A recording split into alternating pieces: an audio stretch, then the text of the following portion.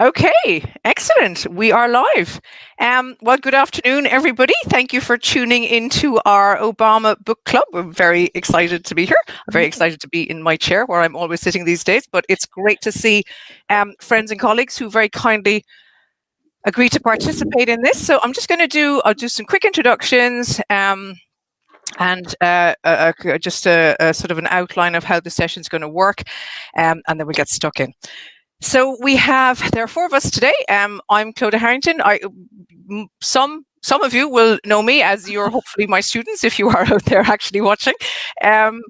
So thank you for tuning in, DMU students, and possibly, maybe, hopefully, even students from Reading, Swansea and Leicester universities as well. So hurrah for that. We're very global in our outreach. So we have from Reading University, we have Oliva, who is Associate Professor of American History. We have Luca Trenta from Swansea University, Associate Professor in International Relations. And we have Alex Waddan from Leicester University, Associate Professor of American Politics, all of whom are enormously accomplished, laden with publications, etc., books that you all want to just down tools and go and buy now. But I'm not going to delve into that because we're going to talk about a different book today. So I'm just really grateful to each of you for taking the time, because I know people's schedules are quite nuts these days. So thank you for that. And also a big thanks to Sean, who's in the background. She's backstage, with all the drinks and snacks and champagne and all the stuff that we normally have in the green room. And she's been doing a fantastic job at just making this far more professional than I could have. So much appreciated there. And the fact that we are on StreamYard and on YouTube, it's like the NASA control panel here. So in terms of how this is going to play out, I'm anticipating we'll just have a bit over an hour, so probably till 3:15. That's the plan. That's what people have sort of agreed to in terms of the time. And we're going to have some kind of opening reflective remarks from our participants on just what they thought of the book, etc. Then we're going to go to maybe some kind of specific questions, because Luca, Mara and Alex each have their kind of areas of expertise whereby they can kind of reflect in some detail on certain bits of the book. And then we've got a kind of a broader conversation, mostly based on the questions that have come in from students via Twitter and also via email. I know some have come in just in the past few minutes in my own email. I will try and get to those when others are talking, but I'll do my best with that. So if I do have my head down every now and again, it's just because I'm taking notes. Okay, so I'm just going to say a couple of things, first of all, before I hand over to my colleagues. First of all, the book, all 768 pages of it, finished it just after midnight last night. I've so many Post-it notes in it now, they don't even make any sense anymore, so that actually didn't work out very well. But I did read a review by Gary Young on the book, and it really made me laugh, because he said Nelson Mandela, his entire life memoir, Long Walk to Freedom, was 617 pages, and Obama took 768, and we're only up to 2011. So, in that sense, one of my questions in a little while is going to be, is it too long? Did we need volume 2? But I think, as it stands, it is quite beautifully written. It is very reflective. It's reasoned. It's insightful. It's reflective. It's all the things that you would expect an Obama piece of writing to be. We can critique that. That's not to say it's all wonderful and perfect by any means, but it is a thoughtful piece of writing. And I think, it's kind of reflected that the interest and the enthusiasm that came with this is phenomenal. Like the first 24 hours of sales, sold 890,000 copies in the first 24 hours. And then I looked at Michelle's Becoming to see just where that was in the scheme of things. And her first 24-hour sales were 725,000. So, I mean, there's staggering interest in these books, like a lot more than double of, say, for example, Bill Clinton's. So just that kind of global reach, I think, of both of them is something to kind of bear in mind. Anyway, I'm going to stop talking. I'm going to pass you over. Maybe, Mara, could we start with you, if that's okay? And it's basically just kind of a few minutes of your reflections on the book, its content, its impact, that kind of thing. Would be delighted to hear. Thank you. All right. Well, first of all, thank you, Cloadah, for organizing this. Thank you all for joining us. And it's a real pleasure to be among friends and colleagues, esteemed scholars, to talk about this book that overall I did really like. I agree with you. It is well written. It's certainly very reflective. It was a test of endurance to complete all the pages. It took me 3 months, to be honest. And I am an Obama fan, but I would like someone to explain the man about the concept of concise writing, because it was an issue for me. You know, we always tell our students, please remember, concise writing is an important skill. And he acknowledges it himself. At the very beginning of the book, he says a better writer would have used less words to tell this story. So maybe for volume 2, he can follow his own advice and give us a bit of a break. Having said that, I do agree with you, Cloadah, that it is well written. I thought that in some places, kind of gets a bit bogged down into a lot of details, which obviously are going to be useful probably then for our academic writing. At some point, we border a bit on the narcissistic aspect because he comes off as a very cool guy. And of course, he is a cool guy. He's Obama, come on. But overall, I really like it. I thought that some aspects of, especially in the first chapters, had already been covered in other books. So it wasn't exactly breaking news. I would have liked to read more about Asia and climate change, which are my areas of expertise and interest. I do agree with him that, on page 400 at some point, he says, and I quote, that our first term was going to be spent on putting out fires that predated my presidency rather than putting forward new initiatives. And I think that pretty much sums up his first term that was essentially characterized by political polarization, hostile Congress, and racism of having the first Afro-American president in the White House, and made many of the promises of the campaign impossible to deliver. These are my general initial views. Excellent. Okay, thank you so much. Alex, do you want to jump in? Yeah, thanks, Cloadah. And to echo Mara's points, many thanks to Cloadah for getting this up and running. And it's great to see Mara and Luca as well. It's been too long, and I can't wait to see you all in the flesh. Really can't. Yeah, I mean, you're all here, so I don't want to drive you away by attacking the genre of presidential memoir, but it's not a genre to immerse yourself in too greatly, I don't think.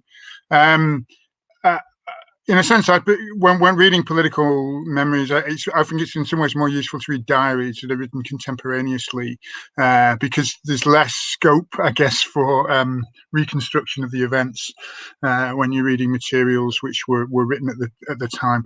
It does seem to me that as Cloadah says, there's a lot of reflection in this, and it certainly isn't free of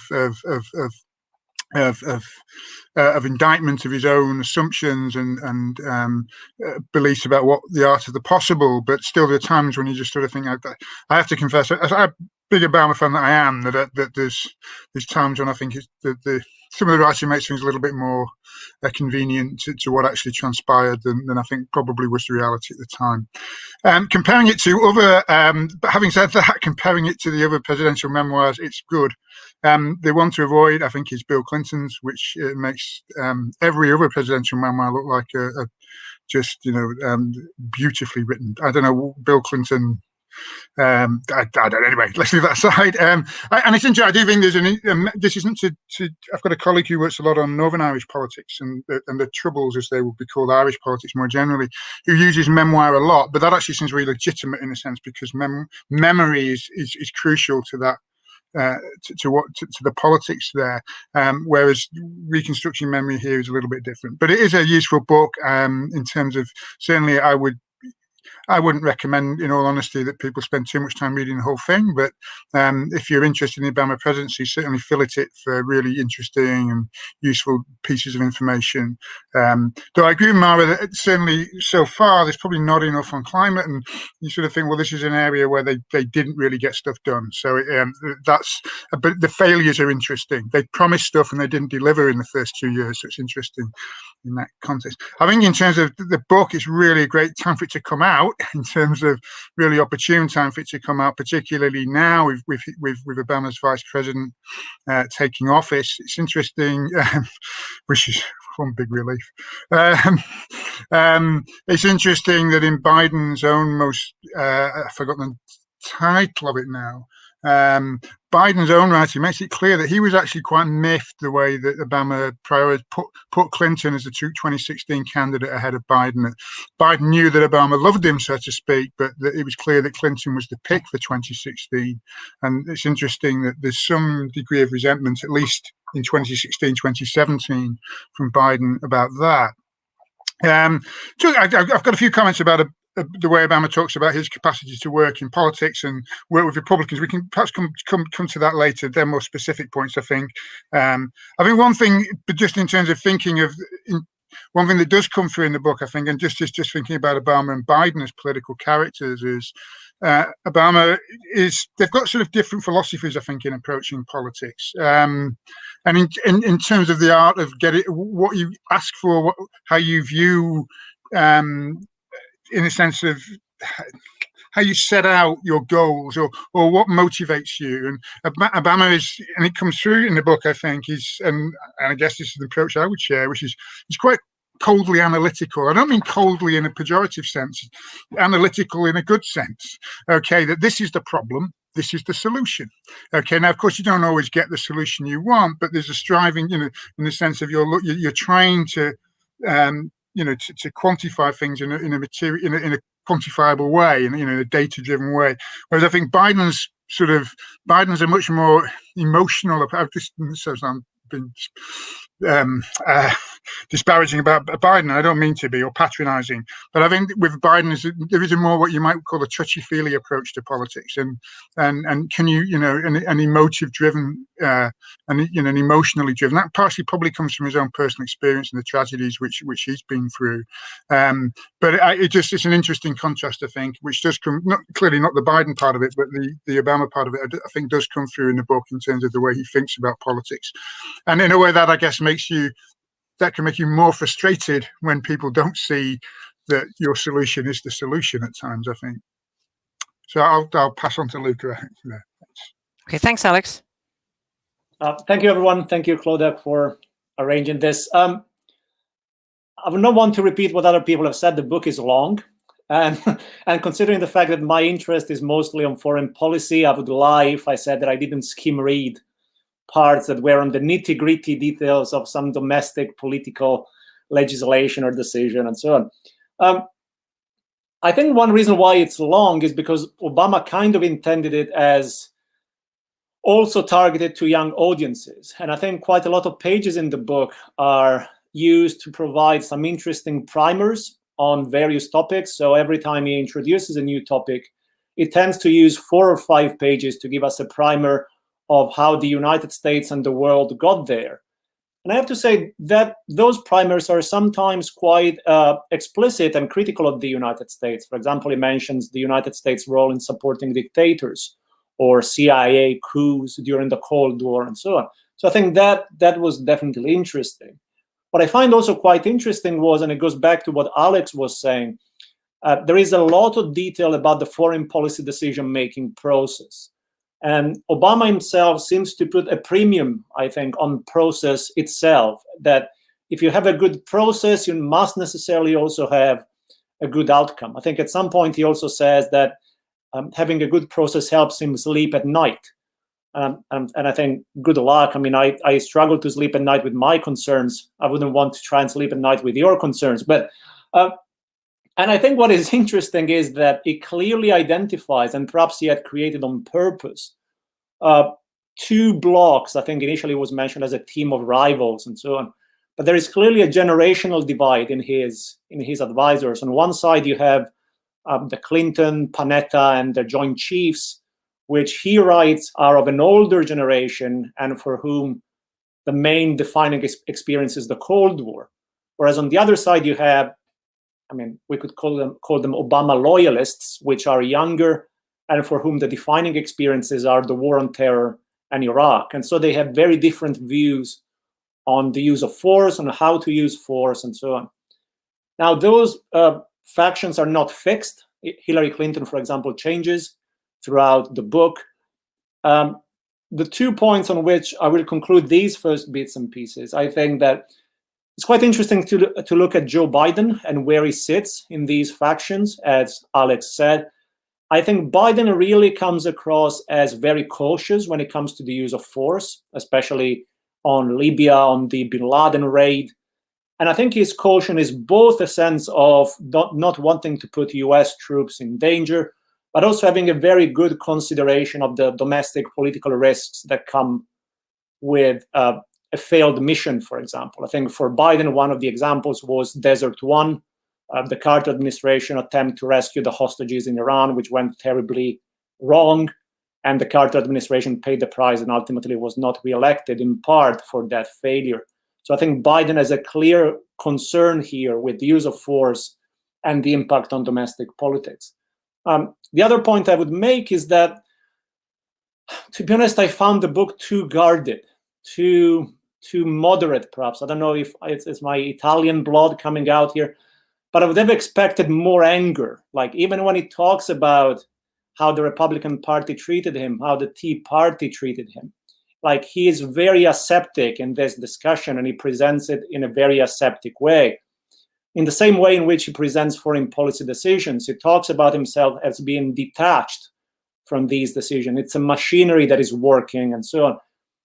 And whether that is true or not in real life, sometimes I think, okay, memoirs are not a way of settling scores. But, like, come on, like, it's your book, be angry. Like, you're allowed to be angry with people. You're allowed to say that certain people were racist and so on.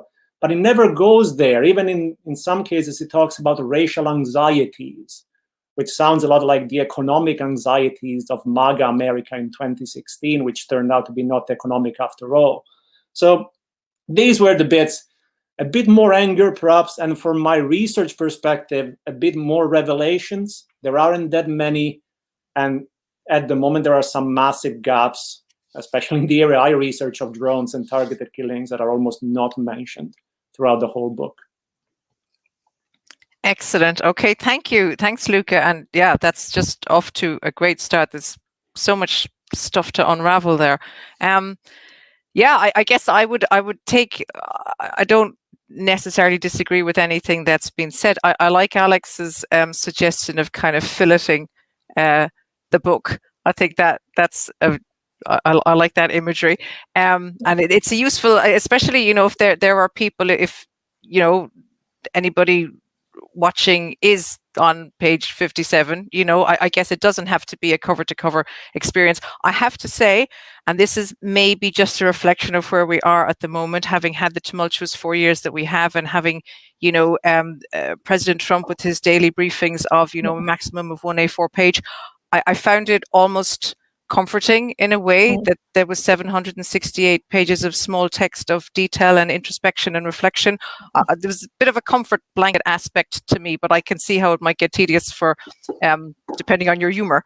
And I guess the other thing that I thought was a really saving grace is that he can write. He has a turn of phrase that is quite, you know, impressive at times. You know, he knows how to sort of formulate prose, etc., in a way that, you know, not to take it back to Bill Clinton again, but not his finest moment, his memoir, Bill, really, you know, and it just makes it more of a page turner if the content actually does flow off the page, which I think it does. Okay, so that's fantastic. Thank you. Where are we now? So in a way, I've kind of, we've sort of covered the first question we had, which was a kind of a, you know, a warm up into the more specifics. And the question actually was, what kind of expectations should we have for a book like this? I wonder, maybe, Mara, could I just if you had any thoughts on that, maybe before we get into your specifics. Yeah, I was thinking, picking on what Lucas said, that definitely I agree that there is a lack of anger, justified anger in the memoir. I thought that, especially at the beginning, the treatment of the Bush family, I was like, okay, your best buddies, definitely. I thought at the beginning, the Bush came out better actually than the Clintons. In some pages there was a comparison. I wonder, however, if maybe he was trying also to send the message, given the 4 years we've just been through and at the time of the publication, that we can do politics in a civil way. Pretty much what also Biden said, that we can disagree and still be civilized. Having said that, it's a memoir, so my expectation was pretty much met. He's trying to score for his side, basically. It's definitely not saying anything particularly controversial of his team. It comes out, as I said in my initial remarks, at some point it borders the narcissistic exercise, because he always comes out cool. Yeah, I think that's very reasonable. And I also, I suppose, because one of the modules that I run is on the presidency, and it's very much based on the memoirs, and I guess they have to stand the test of time, don't they? If there are students sitting in universities God knows what we'll be doing in 50 years' time, but let's just say, that if there is anger and resentment coming off the page, and people are reflecting back kind of, as historians maybe, then he might look a bit bitter, or he might look like he hadn't worked through his issues. So maybe it is, if we go back to the question of, what sort of expectations should we have? It's like he's obviously looking to the future as well as to today's reader. And to people kind of having these conversations now, that they might be having them in a few decades' time. And it would be good that it could, still be relevant, I suppose. Okay, no, that's great. Thank you. And then just before, actually, just one more, if you don't mind, I'll just put this out to whoever kind of feels like it. If you had read, any of you have read Dreams of My Father, which I thought was a very introspective book and very emotionally honest. I remember reading this years ago and being kind of blown away by how honest he was about things, and his own sort of conflicting view of race and his place in the world, and his relationship with drugs and alcohol, and his familial challenges, etc. And I wondered, is this reminiscent in any ways of that, or is he just far more guarded now because he's older and wiser? I think the audacity of hope doesn't even warrant a mention in this instance, because that was just like a kind of a to-do list of what he was planning to carry out when he got the big job. But this, to me, now is more like looking back to those early days of honesty. Are there any comparisons, or anyone else think? Dreams of My Father is my favorite of all his books, and I agree with you. It's the most honest one. I would say the Cloadah memoir might be second best. But I think in this one, he lives more up to his reputation as professor-in-chief than the emotional, honest, narrative that he put forward in Dreams of My Father. Professor-in-chief, I like that. Yeah, excellent. Anybody else want to jump in there, or should we move on to our specific? I've got a few kind of tailored questions for people, if that's okay, before we go out to the audience offerings. Maybe, Luca, maybe could we go with you with this sort of a slightly with your international relations / foreign policy hat on?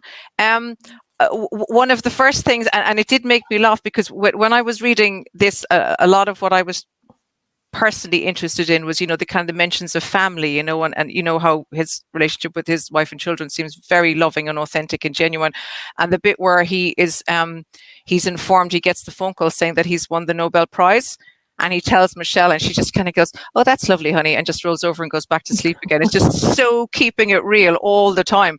And I thought, just in relation to the Nobel Prize win, which was clearly probably maybe a bit embarrassing for him at the time because, it was a bit premature. I wonder now, retrospectively, looking back on things, did he deserve that, even if it came a bit too early? I mean, I think his response to the Nobel Prize was asking for what? Which I think is reminiscent of when Jimmy Carter told his mother that he was running for president, and she replied, "President of what?" I think it's a bit the same situation. I mean, no, it was definitely premature as a Nobel Prize. I can understand the sense that he had created a new wave of optimism in several areas of the world, to be honest. If you look at the US approval rating, as soon as Bush leaves office and Obama takes office, the US approval and support for the United States really skyrockets. But from there to give a Nobel Peace Prize, not so much.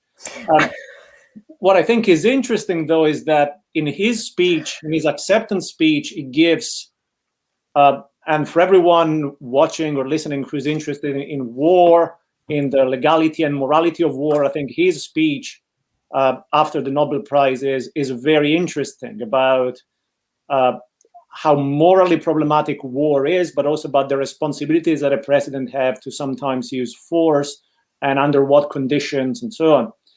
And to a certain extent, the Obama administration made an effort, and I'm very guarded in saying made an effort. I'm not saying it's succeeded in re-steering US foreign policy towards greater compliance with international law, especially when it comes to the use of force, with some gigantic black holes in here, especially in the use of covert force. But there was a sense in which, after the excesses of the Bush administration, in terms of breach and disregard for international law, the Obama administration made an effort in rhetoric, if not always in practice, to align the United States more with international law, with this idea that we might agree or disagree upon, of the existence of a thing called an international liberal order that the United States has supported and promoted since the Second World War. But Obama was not shy either to use force. So I think some of the criticism that we had, especially in the first years of Trump, when commentators were saying that finally Trump was less shy in using force and giving the military the green light to use force, Obama was not shy in using force either. And in the book, I think the discussion of Libya is quite interesting, because Libya can clearly be understood as a foreign policy mistake. And it is perhaps a mistake driven by a sense that the United States needed to do more than others were suggesting, so that a simple no-fly zone was not enough.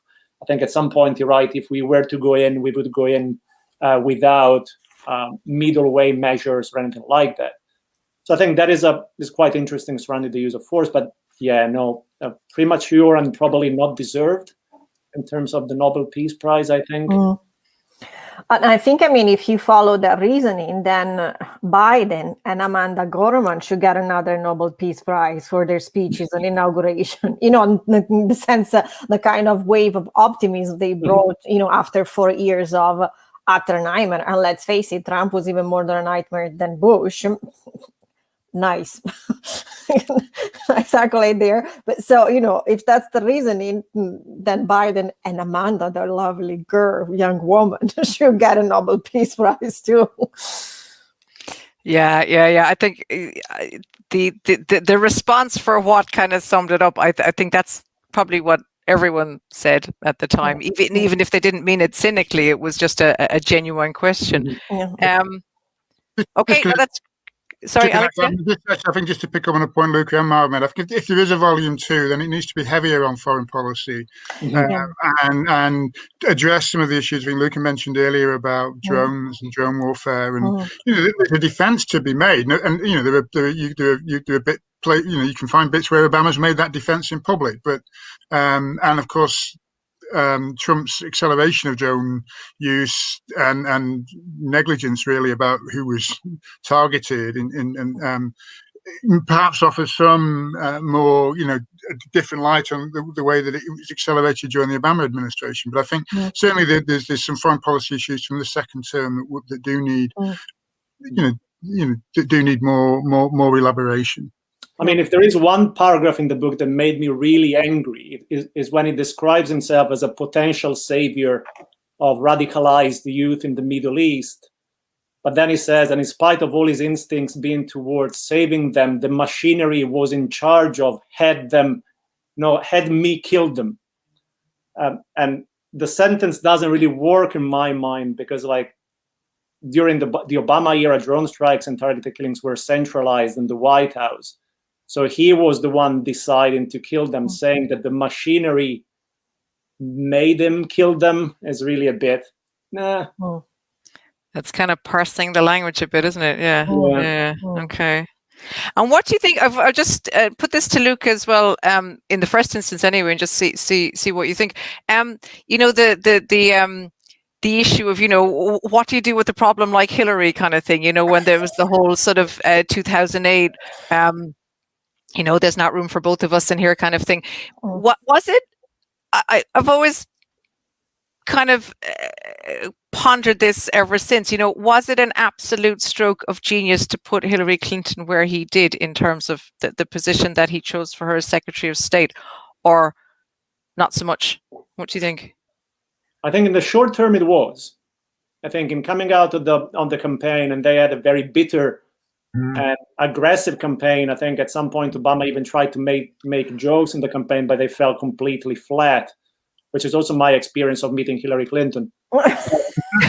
But in the short term, I think it created this sense that they could have a good team with expertise, with experience, that could provide different viewpoints, and that confirmed this idea that Obama could be the ultimate decider once he had heard these very different views from within his own team. I mean, it might be a stretch, and we might find out more in the second volume. My best guess would be that he somehow regretted picking Hillary as Secretary of State, because to my mind, the two of them have fairly different approaches when it comes to the use of force. To my mind, Obama is more conservative and less willing to deploy military force, not so much, again, not drones and so on, but military force, whereas Hillary is more hawkish, I would think, in foreign policy. So I think Libya really was the turning point there. But in terms of the work Clinton did as Secretary of State, if we exclude Libya, I think she did a fantastic job in terms of restoring U.S. Diplomacy, restoring U.S. soft power, started to talk about smart power, trying to reset relations with what had been traditional U.S. allies and with some that had been traditional U.S. rivals or enemies. So I think she did a fantastic job. I think the turning point of Libya was quite problematic for the Obama administration in general. Yeah. No, fair enough. I think that's really kind of balanced answer, actually. So just we'll stick with kind of international issues just for a bit as we've gone there. So I might maybe put this to Mara, see what thoughts you have. You know, the pivot to Asia. That they sort of came in with in 2009, the idea that, you know, really China was where it was at, and there was going to have to be a kind of a recalibration of priorities. And you can't have besties all over the planet. You have to kind of focus a bit. Just maybe talk us through that a bit. Was it necessary? Was it wise? Did it work? Well, I mean, you know, I was quite disappointed that in the book he didn't talk much about this idea that even the slogan of the pivot to Asia was actually presented in one of the, you know, the shining stars of his new foreign policy. You know, the point of the pivot to Asia was actually to, you know, divert attention, resources from the Middle East and Europe that had, you know, taken up so much time and emotional and physical energies and money and so on and so forth, to actually go back to the original idea that the US is also a Pacific nation, even from a simple geographical point of view. So I was quite disappointed that then in the book, first of all, he didn't develop much of it. I mean, the bit on Japan It's lovely how he met the emperor and the empress, but it really doesn't say anything about policy towards Japan, thinking about Japan. It was, it was a nice piece of reading, but not what you would expect in a political memoir, which is a pity, and I wonder also if we kind of gloss over the whole thing because the reality didn't exactly deliver what he had promised in the campaign, what he wanted to do. I think it was very honest at some point on page 475, I think. Yes, on 475, he acknowledges the role that the US also played in making China great. What Luca was saying at the beginning, that he gives a bit of history before he gets into the actual issues. It gives us a bit of history 101 so that we get the contextualization of the situation. And he was very honest in saying that the US are also responsible in this difficult relationship between China and Washington, because there was lots of money to make at the cost of cheap labor, because lots of eyes and ears were shut in order to get China into the World Trade Organization. Human rights went out of the window, and so on and so forth.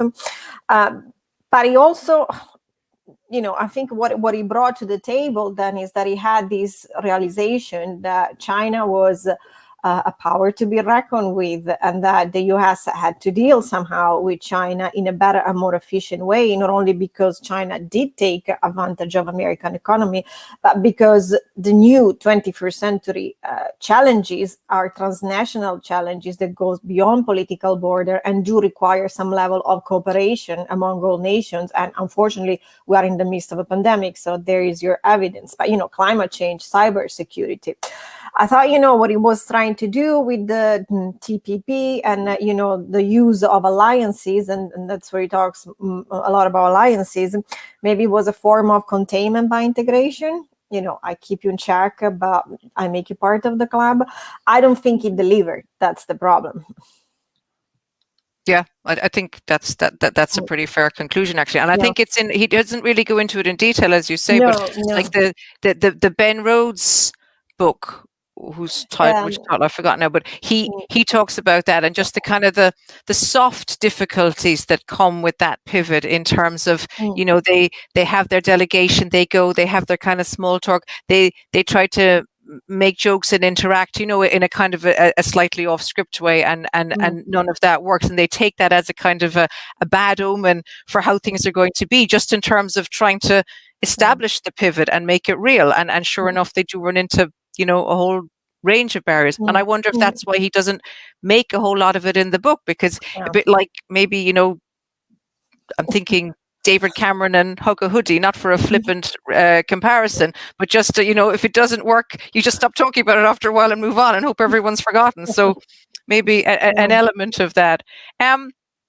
So in terms of, I'll stick with Mara for a moment, if I may, just because I think just some of the things you mentioned there.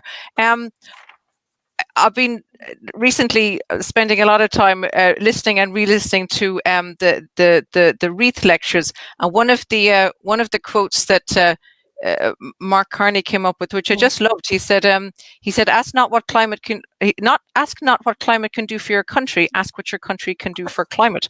And I thought, I was thinking about that, he was reflecting back on what's been achieved in recent years. Climate was not a whole lot, obviously, not least because of the leaving the Paris deal. But does Obama get any gold stars for climate effort? Did he take it seriously enough? Well, I mean, my interest in climate change is from a foreign policy point of view. But, if you don't do your homework at home, your foreign policy is not going to work anyway. So I do, and I do hope that in the second volume, because of Paris, there's going to be much more on climate change. I think that in his first term, and this is reflected in the memoirs as well, because it's another area that it's pretty much glossed over and move forward quickly. Again, I bring you another quote on page 489. He says, "My team and I had done our best to highlight climate change during the campaign without costing ourselves too many votes." and that I think pretty much sums up his failure to push climate change as much as possible, in inverted commas, in his first term, and obviously the more freedom he had in the second term.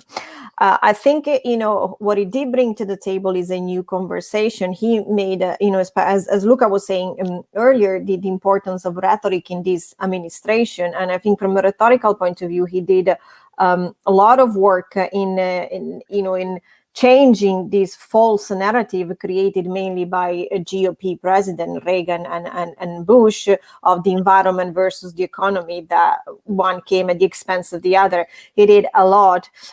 He tried also to, especially in the first term, to link climate change with the economy and as an opportunity to bring economic recovery through a green economy.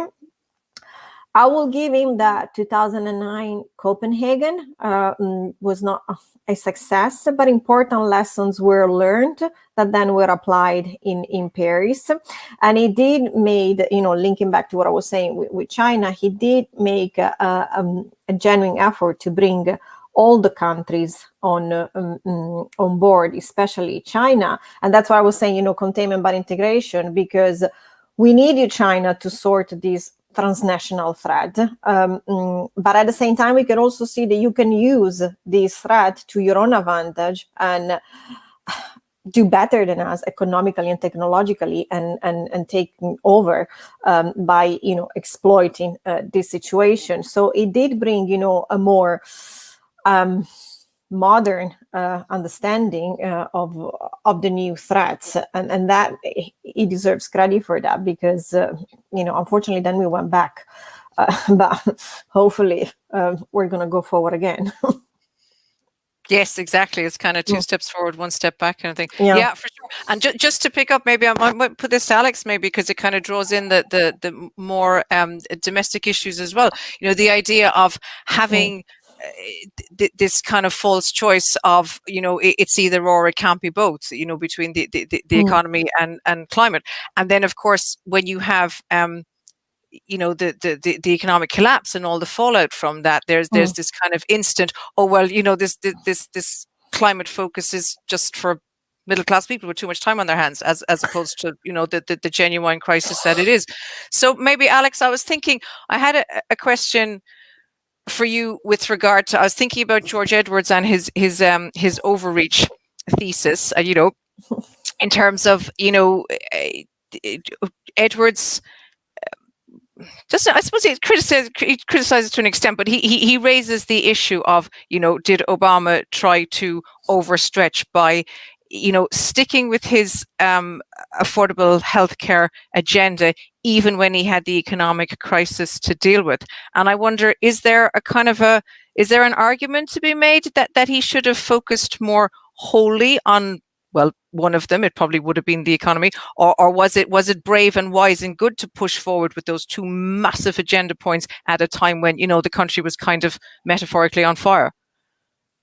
Well, I in the sense of the Affordable Care Act gets passed, and it's the biggest reform to the US healthcare system since the mid-1960s, then I'd say that it was a success. And I mean, one thing the book does bring out, if perhaps we talk about Obama in terms of heaping praise upon himself, it does bring out that he was quite insistent that they do both at the same time. And what I'm saying, in some ways, actually, the book's almost quite modest. There's a lot of reporting for 2009, 2010, how senior figures within the White House were trying to put the brakes on, actually, and say, no, we're just going to do the economy. We're just going to do the Recovery Act. Healthcare's too much. And there was a lot of reporting at the time how insistent Obama was that they did do the two together. And that comes through a little bit in the book, but almost too modestly, I think, in terms of if you think of the Affordable Care Act as a success. And oddly, I mean, it's just one of the ironies of politics that it's become a success since he left office. Not a policy success, it was a policy success before he left office, but a political success since January 2017. So I don't, in a sense, I'm not I mean, one, I find the Edwards thesis somewhat demoralizing because it sort of implies that you don't be ambitious, which is clearly, has its logic, but it reduces the scope of what might be possible, I think, too much.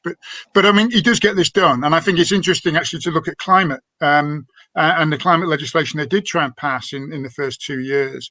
And the bill does go through the House. I mean, it wasn't that radical, but there is climate change legislation passed in the House, and it fails in Senate. And I'd like, in some ways, it'd be more interesting to see a little bit more about that, and why, in a sense, of Obama didn't push that hard to get things through Senate. So I think it's almost, if you want to look at somewhere where he left something to hang out to dry, so to speak, and certainly Nancy Pelosi felt that the House Democrats were hung out to dry over, they pushed through climate change legislation, then there was no real hard work to get it through Senate.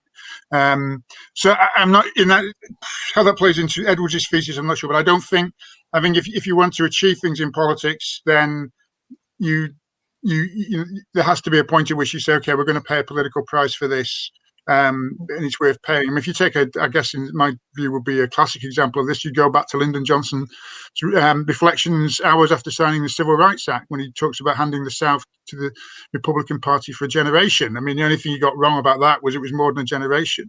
But there's who would dare suggest that they shouldn't have gone through the Civil Rights Act for the expediency of trying to keep some of the white South with the Democratic Party? I don't think that's an argument any right-minded person would make. And similarly, the achievements of the Affordable Care Act, 20 million people fewer uninsured by the end of Obama's time in office than have been when he enters office. That seems to me a policy achievement. Of course, he didn't.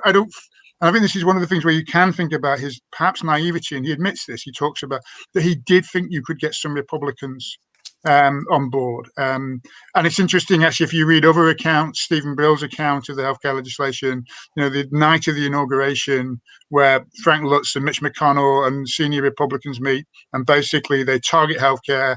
This is how they're going to bring about the downfall of Obama. They'll think, we'll let some moderates tease them, we'll let some moderates play around with the Democrats, and then we'll stop those moderates. Olympia Snowe, just one vote in the Senate's Finance Committee, Susan Collins, Chuck Grassley, will make sure they don't vote for the final bill.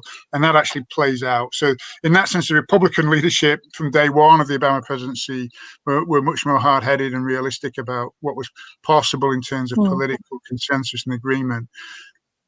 But I think there's they got it done. I mean, in some ways, it's the Recovery Act, which is the thing you might look at as also as being, did they go big enough on the Recovery Act? But again, I think there's a degree of hindsight about that. Having spoken to some people involved in the development of the Recovery Act, they thought that was as big as they could go in terms of, those who aren't familiar, it was an $850 billion package to try and resurrect the economy in the light of the Great Recession. Nowadays, Congress passes $900 billion acts for COVID relief. So it doesn't seem that big, but it was huge at the time. And there's lots of people who will talk about they should have gone bigger. Now, I think that's where Edwards' argument would have be more persuasive. They needed 3 Republicans at that point. This was very early on. It's before there were 60 votes in Senate. It just gets complicated because nitty-gritty of politics. But it matters that when in February 2009 they only had 58 votes in Senate, so they didn't have a filibuster-proof majority. Arlen Specter hadn't switched parties, and Al Franken hadn't been confirmed, so they only had the 58 votes at that point. So they needed a couple of Republican votes in Senate, and they couldn't go bigger than they went in those terms. So I think, again, the details matter here. I mean, the big picture matters in terms of getting healthcare done, but also in terms of understanding the options on the table. That's where I think Edwards' argument is more persuasive. You really do need to look at the maths. And I guess I get really fed up with people who said he should have gone over the heads of Congress, and you think, who to, Yeah, where? But that was a refrain from the left. Quite often, Obama would be criticized for not. So I'm being slightly contradictory. I understand that and inconsistent, but I find Edwards' argument a little bit demoralizing. But equally, you have to understand what is possible, and sort of and assuming that you can bypass the legislative process entirely by appealing to the public. One, there's no evidence that the public are ever persuaded anyway, and Yeah, I mean, I think coming back to something Luca and Mara both talked about earlier is the lack of anger about racism, and I think that's an interesting part, and that comes through in terms of the debate about healthcare quite a bit. What were the motives of the Tea Party, and, you think, and in terms of using healthcare as an organising tool to sort of bring hostility to the administration. I think that there's some discussion of race in there, but not as much, I think, as there should be. I'll let others come in now, but. Can I just ask you actually something, just as you're there on that topic, Alex? I just wanted to run something past you in the sense that, unless I missed something, and I don't know that I did, like in the book, he doesn't overtly peg the healthcare plan as being a kind of an anti-poverty / racial justice program, which you absolutely could, I think, present it as such in a positive light, but he sort of didn't go there. Is that because he just didn't want to kind of fall down the race rabbit hole maybe at that point, do you think? And he was trying to be the kind of, the president for all people, but by default doing his best without shouting about it? Yeah, it's a really interesting question, actually, because I think, and I'm not trying to give a proper answer to it, but I think just going back to the point Luca and Mara made about the primers you get in terms of the so there is discussion of what's wrong, why the US healthcare system has developed in such a dysfunctional manner, and it's some really interesting discussion there that goes through the different possible causal factors.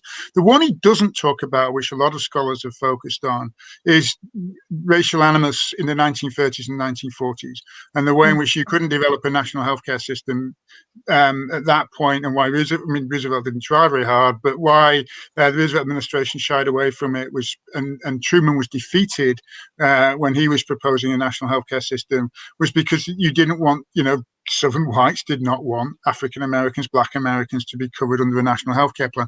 Now, that's not one of the things that Obama talks about in the book as being, as part of the history of US healthcare. There's lots of other interesting, good stuff about it, the role of the unions and the counterintuitive role of the labor unions and other things in terms of healthcare evolution. He doesn't specifically bring race out.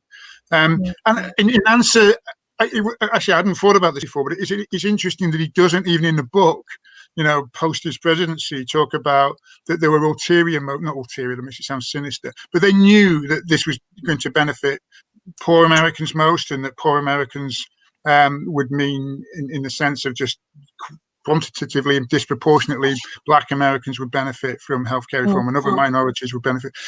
Why that's interesting is because other people in the administration have spoken quite openly about that and talked about they just never publicized it because they've understood that might bring, they didn't want to sell it as an anti-poverty measure. But this was by far the biggest economic redistribution of the Obama era, was the healthcare reform. But they shied away from portraying it in those terms. It's interesting that even in the book, Obama doesn't sort of say, actually, we knew what we were doing, and that this was. I hadn't actually picked up on that, but it's a really interesting point that even at this point, he's still slightly cautious in terms of emphasizing that dynamic. I mean, maybe he does. Oh, sorry, Luca, go. No, just to jump in, I think it's quite interesting what Alex was saying, because I've seen it on these policies, but also on other policies. Both during his time in office and in the book, Obama seems to have this impression or this understanding that if the policy is good enough, the people will understand. So to let the policy speak for itself and just be the voice of reason and present rational arguments and so on. And this very rarely does, to be honest, during his presidency. And as I was reading the book, I was disappointed that it did not seem to acknowledge that being the voice of reason was not enough. Then I read one reviews of the book by Charles Taylor in the Los Angeles Review of Books, and he has this brilliant quote in which he says, "Someone had to be a voice of reason in a country where a large part of the electorate was ready to believe that the government healthcare program meant death panels for the elderly." So, in a sense, we can blame Obama for not justifying, not explaining the policies enough and hoping that they would speak for themselves. Or also, we should not forget the context in which he was operating and the type of rhetoric that he was confronting, I guess.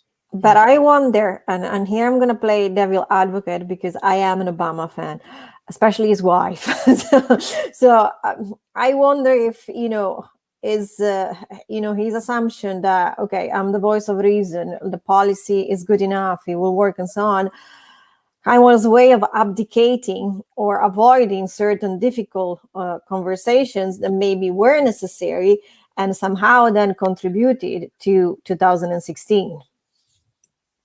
Yeah, I mean, there was this article by Ezra Klein the other day in the New York Times about this economic measure that the Obama team took, and based on some political psychology and behavioral psychology, they thought, if we don't tell the people that we've taken this measure, it will be better. So apparently it was some extra money, a financial stimulus, and the argument was, if the people see the money coming when they're not expecting it, they are more likely to spend it.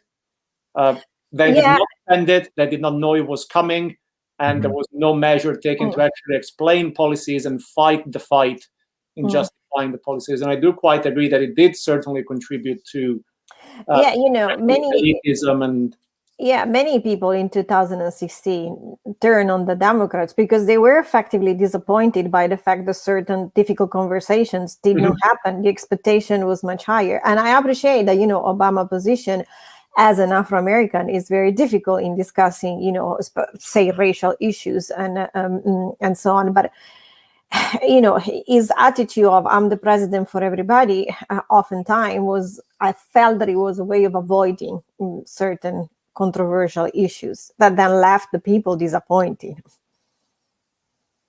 And I think, just something that struck me there, going back to what Alex was saying, and what you've all said actually about, where is he positioning himself in terms of, does he have to kind of bang the drum loudly of what he's trying to do, or does he let events and developments speak for themselves? But going back to the healthcare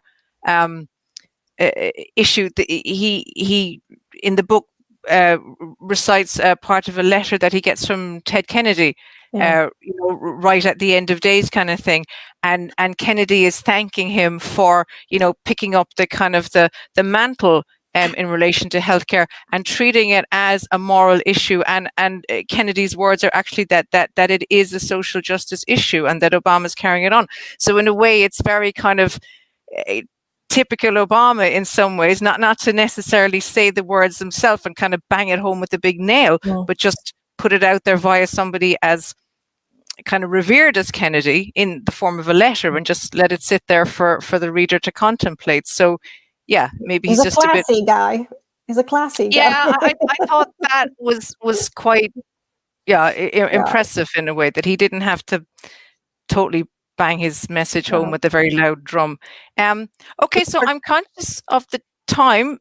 I want to maybe in 2 or 3 minutes we'll move on to the kind of the wider questions. We've got Sean's put a few questions in the chat. I've got some from email and I've got a few on Twitter. So I'm just trying to gather them together and make some bit of coherence out of them, so they're not completely random.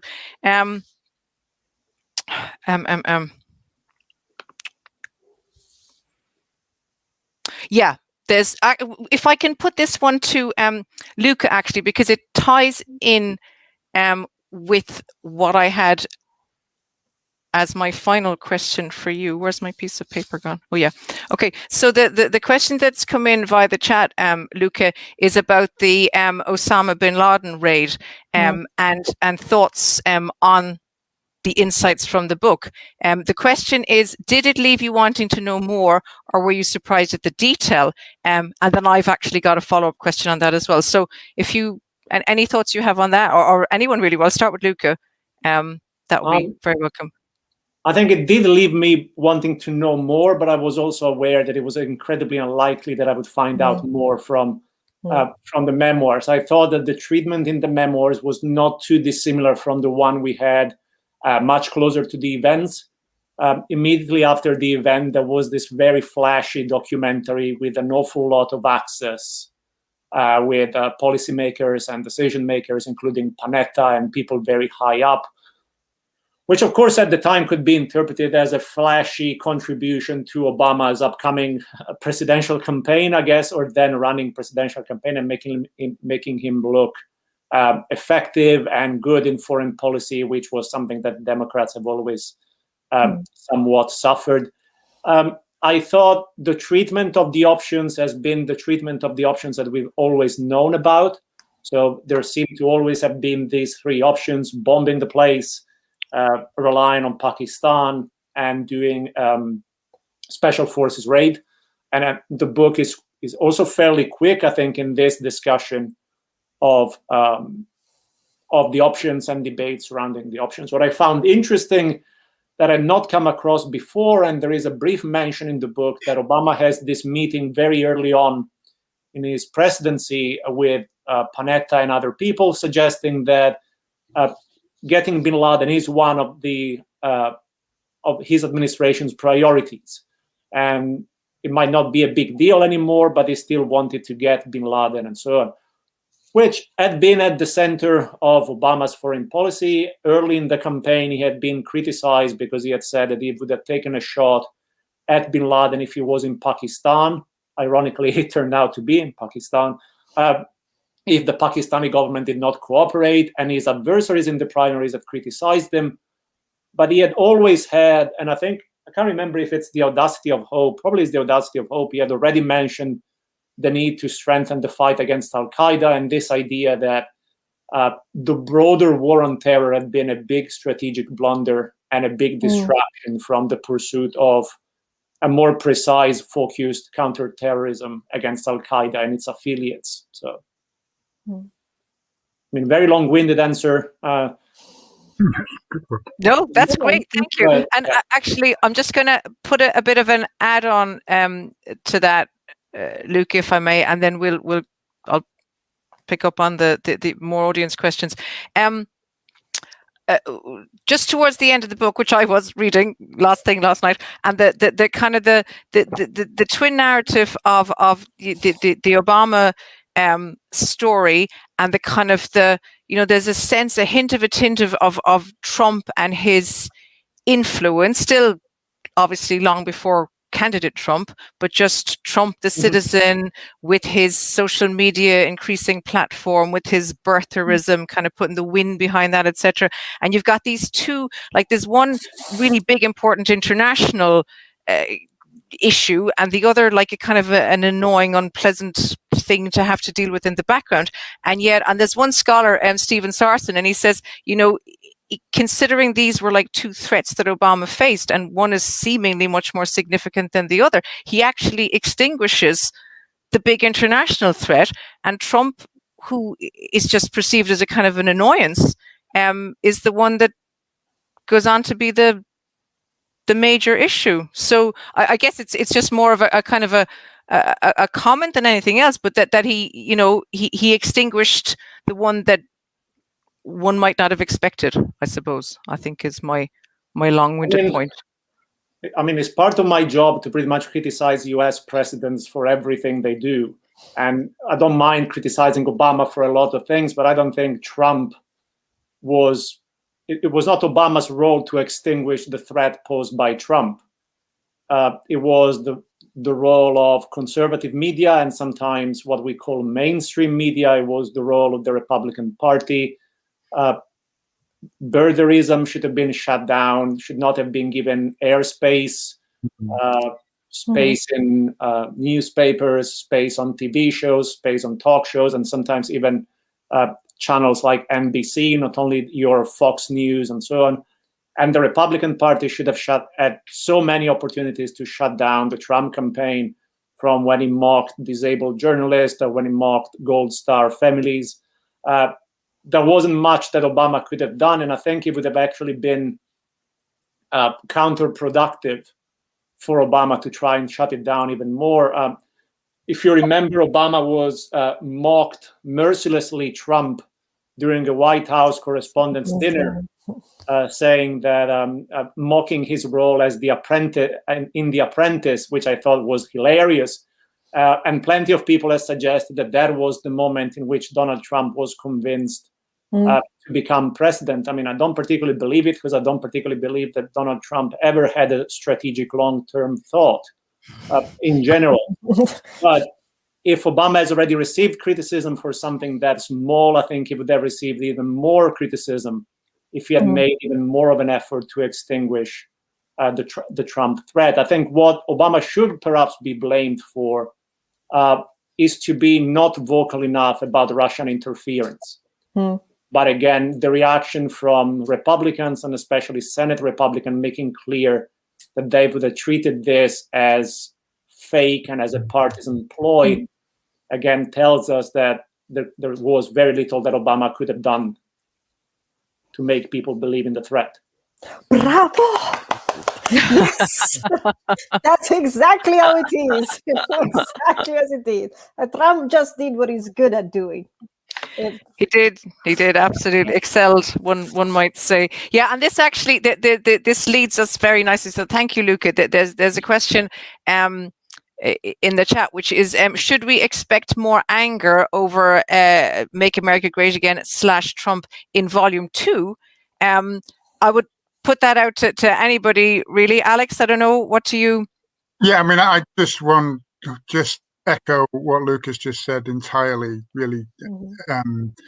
Completely correct. I mean, I guess I am furious about MAGA and the racism which underpins the whole of the Trump presidency, quite frankly. If there's any of my students I teach listening, they'll have heard me rant about this at various points. Whether Obama is whether he will, I assume there'll be something. Michelle Obama acknowledged, she talks about they understood that birtherism was racism.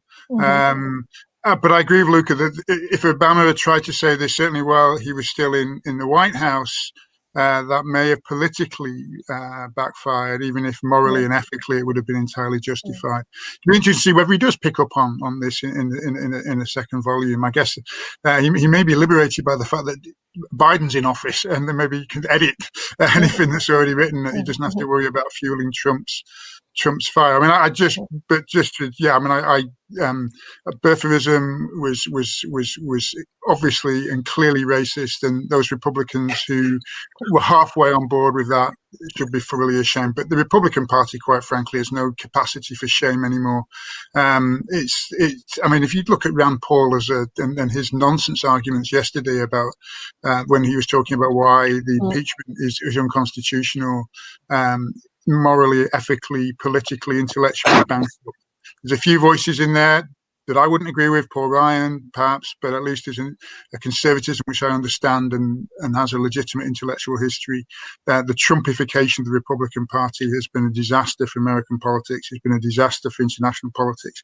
It's let racism out from under the carpet where it shouldn't just be under the carpet. Clearly, it'd be better if it was nowhere, but there are certain things which shouldn't be articulated, and Trump has given them voice. But as Lucas says, whether Obama was the best person to counter that narrative, I'm not sure.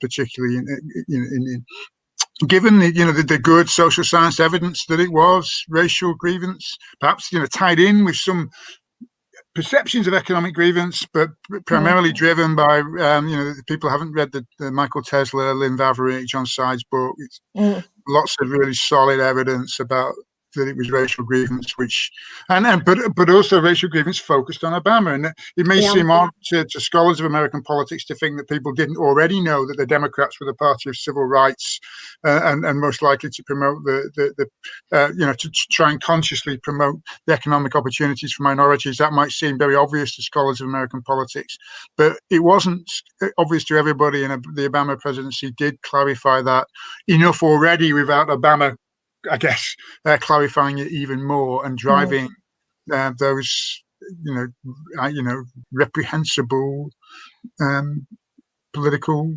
perspectives. Yeah. And I think as well, if there was a question about Obama and race in my email, which I can't actually find now, but it was just pertaining to Obama and race relations. And I suppose I would say just kind of keeping it within the confines of the book. What I found, and I did kind of put on my, race relations glasses, looking through the bits, like we each kind of had our own, like Mara was looking at climate issues and whatever.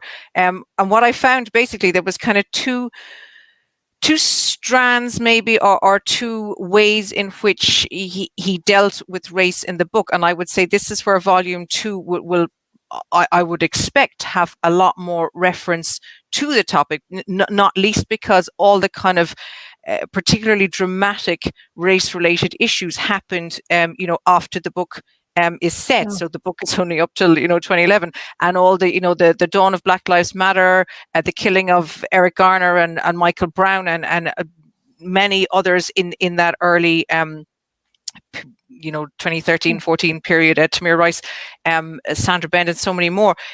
I would assume that he deals with that, front and center in volume 2. In this volume, where I saw race come up in meaningful ways, one was the whole birther strand, which kind of gathered momentum as the book went on, and as we said earlier, towards the end, when he's really focusing on the Osama question, he still bounces it back consistently to the birther issue, like this irritating thing, almost like he can't believe that it has to be something to contend with, and he puts out his birth cert, and that's not enough, and on it goes. So there's that, which grows as the book continues, and the other one, there's a kind of a key moment for me, which I think is, again, telling, and it gives him the opportunity to reflect and say where he's coming from, is that time where Henry Gates gets arrested. Professor Henry Gates is arrested whilst supposedly breaking into his own house. And the fallout from that, where there's a press conference, and Obama says, I think the quote was that he said the Cambridge police acted stupidly. Not that anybody was stupid, but that they acted stupidly in arresting he's not that elderly, but he was older. He had a cane. He wasn't like a young teenager. So he gets arrested going into his own house, and then they have the beer summit where they have the cop and the professor on the porch, Biden and Obama, and they talk about life, the universe, everything, race, families, challenges, whatever. And there's a few pages on his reflections on that event, and kind of what that event means in the wider sense. So he does go there. He does kind of embrace the topic, but it's quite a light touch approach, I think, in volume 1. And I would expect and hope that he really engages it with it more meaningfully the next time round. I'm conscious of the time. We've got 5 minutes left. There's a few questions that came in previously, which I would like to get to. I might just kind of throw them out randomly because we don't have time for everyone to kind of answer everything. So if that's okay, I'll just kind of throw them. Let's have a look. Oh yeah, the idea of the book as a kind of a civics lesson. Is that something that, I mean, it kind of came up a little bit in what each of you said earlier, but in that sense, does it do a good job in that sense? Maybe like the memoir as partial civics lesson, at least, is that something positive we might take away from it, or does it kind of make you roll your eyes a bit? Luca, you're rolling your eyes. Are you just thinking? No, I mean, it's not that I'm rolling my eyes at the idea. I'm rolling my eyes at the optimism that a civic lesson will work. No. I read the book because I had an extensive interest in the topic, and because Cloadah told me to read the book for this event before Christmas. So I did, and I had plenty of time for this. But I'm not sure how many people will take home the lessons. I'm not sure to what extent Obama is preaching to the converted, and to what extent his effort to convert more people by being guarded, say, in the issue of race. The other point was about this whole Reverend Wright, that he had to deny that he had any affiliation with this person, and then have a big speech in which he admits that the white people have some legitimate grievances. And you think, yeah, but no MAGA people is going to read the book, even if you say that they have some legitimate grievances. Yeah, I'm not too convinced about the idea of a civic lesson. I'm more convinced about the idea of the younger audience giving primers on history, and fairly honest primers, and a fairly balanced view of U.S. history with the tiny bit of American exceptionalism that we come to expect. But the honesty in the primer, I think, is more important to me than any sort of lesson on civic duty. I mean, I think he's also very much aware of his political legacy and his legacy as a president. You know, I do agree with people that argue that he's definitely the president who has the highest emotional IQ. Absolutely. But come on, he's a Harvard-educated president. So in writing his memoir, he's got certain goals and he's thinking about his legacy. You know, if you compare, for example, to his wife's memoirs, it's much more emotional, more honest, more, I don't want to say more honest because I'm not saying that he is lying, but much more, in this book on his first administration, it is thinking about his political legacy. Come on.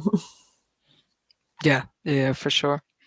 Okay, and actually, there's one thing. I mean, we haven't got time to go there now because we're just on the last question. But you know, there is that continual reference to kind of, you know, not to sound too esoteric, but to the transient nature of existence. You know, the time when he goes to the pyramids in Cairo, and then I think there's a couple of other outings where he's just reflecting on, you know, we're just here for a moment, and it's all turns to ashes anyway, and blah blah, and almost reminding himself that, you know, he's just one link in the bigger chain, and so to try and keep perspective on things even when they're turning his hair grey and you know, making him incredibly stressed. Okay, we've got about a minute left, so I just literally a kind of a one sentence answer maybe from each of you, if that's okay. I'm thinking about volume 2 and the future.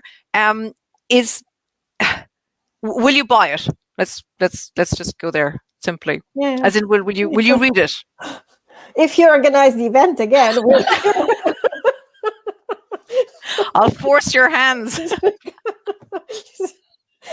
it worthy of a second volume, though? Is his story worthy of a second volume? Are we thinking, okay, he's delivered, you know, imperfectly perhaps, but, you know, we've got a reasonable kind of sense of where he was coming from in terms of his capacity for kind of detail and introspection? Or are we like enough of the detail?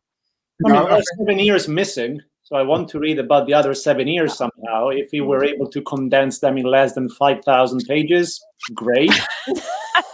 But there are 7 years of presidency missing. So I mean, there's a lot of story that needs to be told. So absolutely, if it could be told more eruditely, that would be great. But concise writing, people. we're not going to get a Trump memoir, so I think we've got time to spend with this one before. No, it's too well. It's funny, isn't it? It's like it's all or nothing. You know, it's the tweet or the 10 million pages. There's nothing in between. But anyway, never mind.